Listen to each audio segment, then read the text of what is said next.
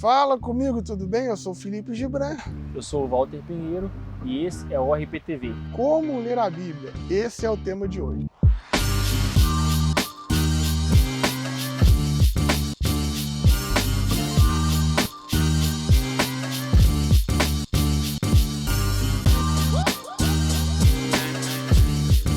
Antes de mais nada, eu gostaria que você se inscrevesse nesse canal, ativasse o sininho para continuar recebendo os nossos conteúdos e também deixasse aqui os seus comentários, que a gente vai tentar o máximo possível tirar as suas dúvidas, manter um diálogo legal aqui. A Bíblia é um livro difícil. Engana quem acha que ler a Bíblia é fácil, porque não é. São muitos livros, né? Na nossa Bíblia aqui evangélica são 66, muitos autores, pelo menos 40 autores. E de diferença entre o tempo dos textos que foram escritos, pelo menos 1.500 anos de distância entre eles. E nós estamos falando de textos que às vezes retratam a cultura de quase 3.000 anos de distância, 4.000 anos de distância de nós. E são muitos gêneros literários diferentes. A gente tem livros que são poéticos, livros que são proféticos, a gente tem cartas. Então, assim, são várias maneiras diferentes de entender cada um desses textos. A gente tem legislações civis de um povo. Então, não é simples ler a Bíblia, não é fácil ler a Bíblia. O que a gente percebe é que quando as pessoas vão fazer esse exercício de leitura bíblica, elas começam a ficar desanimadas. Por quê? Porque é um texto, inclusive, com uma linguagem difícil. Ele fala de um tempo, de uma cultura que você não viveu, então você não vai entender às vezes os exemplos, às vezes a localidade, às vezes a geografia e até mesmo às vezes o português. Por exemplo, tem bíblias que são de difícil leitura, então o que a gente aconselha é que você pegue as traduções da Bíblia que tem a ver e que elas estão mais próximas do seu português, um português que a gente entende do século XXI. Eu gosto de usar a NTLH, que é a tradução da linguagem de hoje. Eu também gosto de usar a NVT, que é a nova versão transformadora, porque elas têm um português muito claro. Ou seja, as bíblias mais difíceis, as bíblias próximas do original, eu deixo essas bíblias para estudar, para fazer uma pesquisa, para preparar um sermão assim, mais elaborado, para dar uma aula de teologia. Agora, para eu ler a Bíblia e compreender, a melhor dica são traduções mais próximas do português do século XXI. O Ziraldo, ele tinha uma frase que ele falava assim, que as pessoas estudam na escola, mas não leem. Elas passam ali, decoram aquele conteúdo para passar na prova, mas não lê.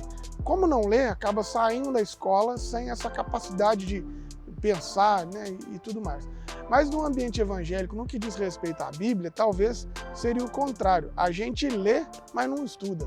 Porque na igreja a gente é sempre exposto à leitura. Você vai no culto, o cara abre a Bíblia, ele lê. Os pastores, as pastoras estão sempre convidando a gente a fazer leitura bíblica. Então a gente acaba até lendo muita Bíblia. Eu lembro que antigamente, né, na minha infância, a gente até decorava versículos e tudo mais. Então a leitura sempre fez parte dessa nossa caminhada, mas nem sempre o fato de ler quer dizer que a gente aprendeu.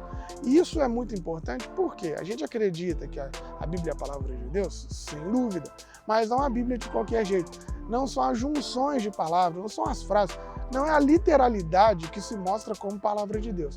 Palavra de Deus para nós é aquela mensagem que está ali no texto. E para identificar a mensagem, nós vamos ter que entender muitas vezes o contexto, o tempo, a autoria, para quem que foi escrito, a forma que foi escrito.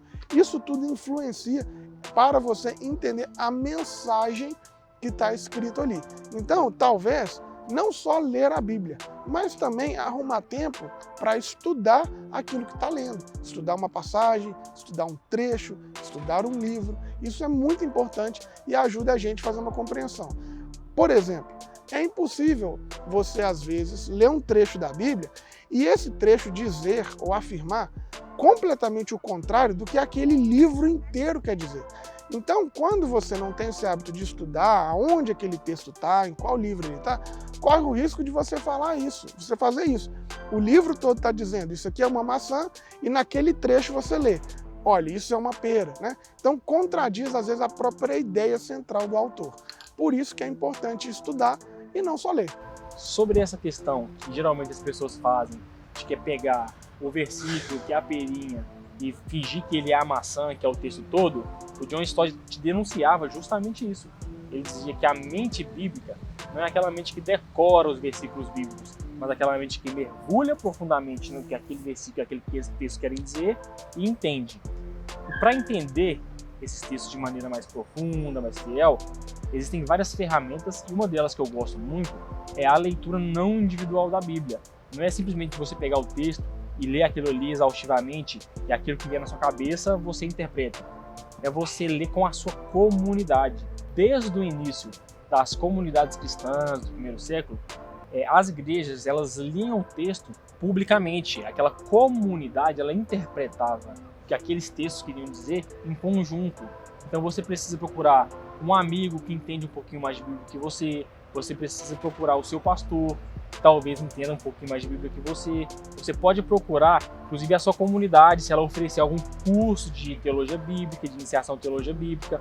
Existem vários cursinhos de teologia bíblica na internet.